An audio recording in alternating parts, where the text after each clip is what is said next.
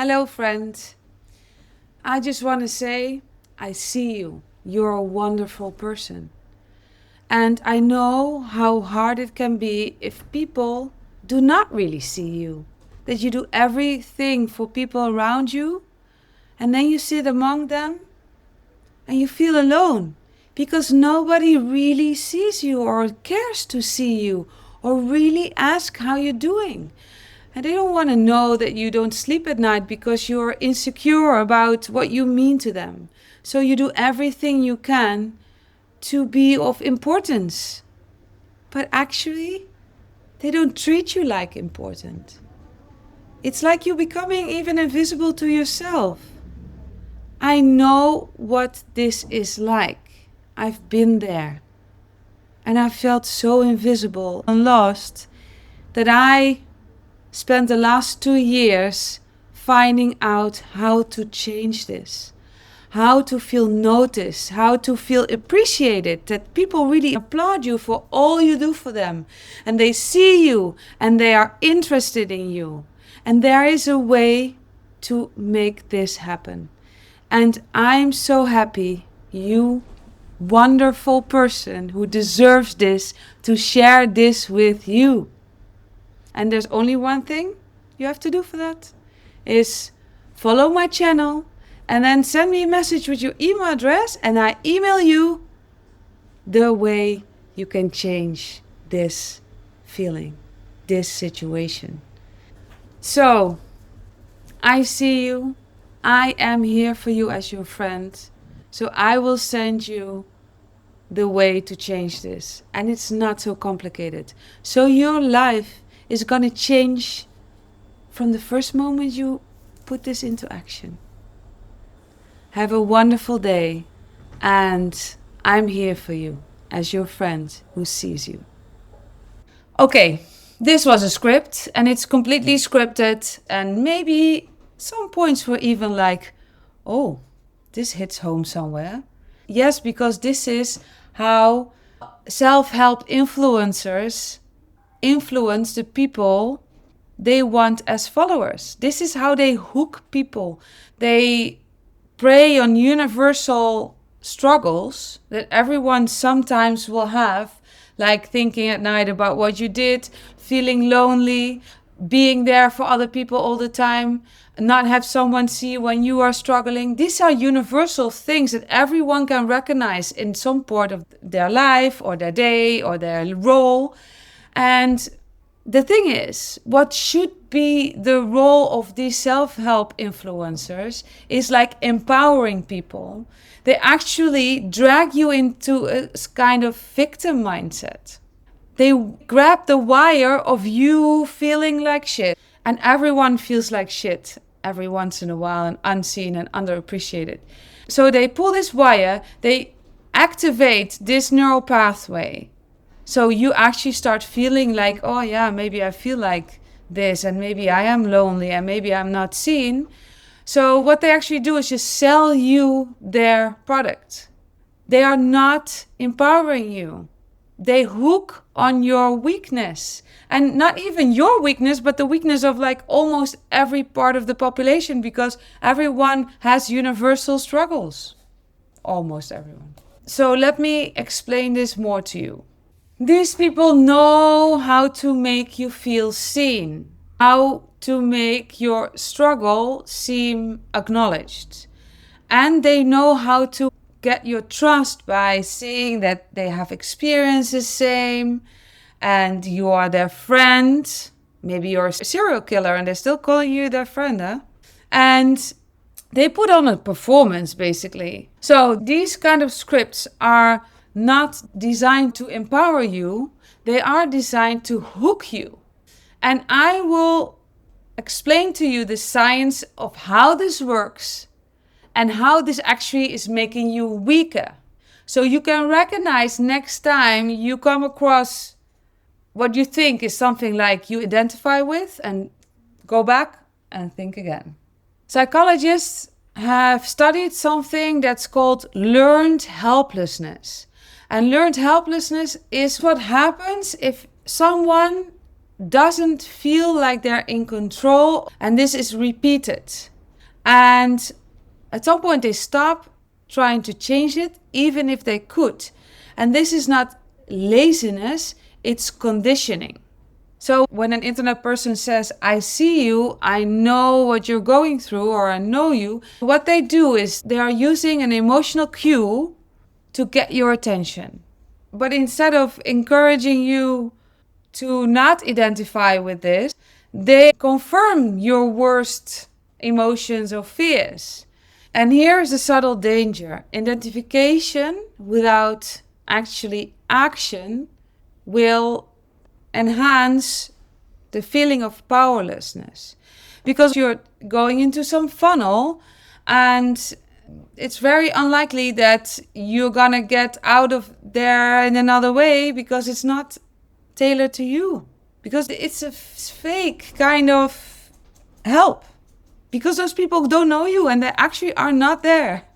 If you identify with these problems, but you are not really getting a solution, the more your brain rehearses the belief. So it feels like these people want to help, or they're helping you or someone, but neurologically they're reinforcing this neural pathway into like, oh, poor you, this victim identity. And there's a word for this. This is called negative identity priming. So when repeated reminders of your struggle strengthen that identity, instead of you not identifying with it and overcoming this.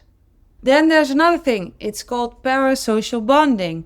The thought that someone famous or in the media is actually your friend.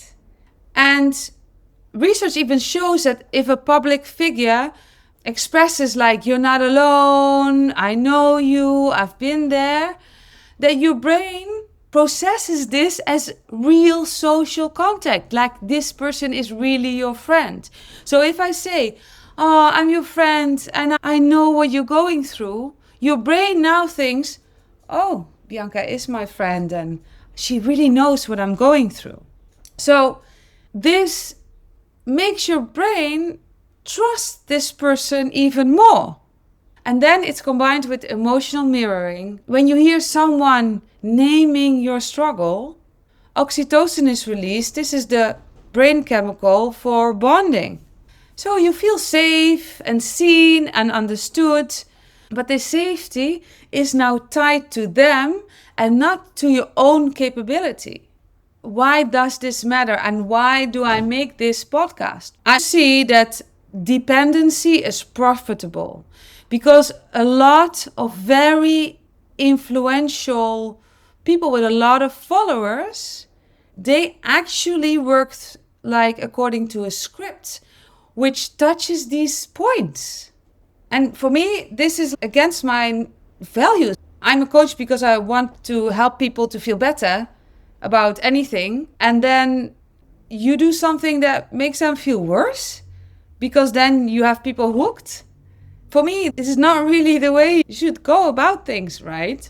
What happens with these people, the more pain you experience by watching their video, the more likely you are to watch the next. It's not because you became stronger watching this.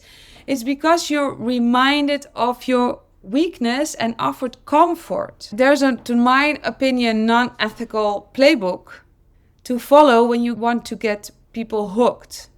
So I want to explain this to you so you can recognize it the next time you see it. First, you name a universal pain. A pain that everyone at some point in their life experience, like feeling unseen or unappreciated or lost or you name it. And then you keep it a bit vague so people can fill in the details themselves in their own story. And then you pretend to know their inner world. I see you, I feel you, I know how you feel. This creates a false sense of intimacy and trust.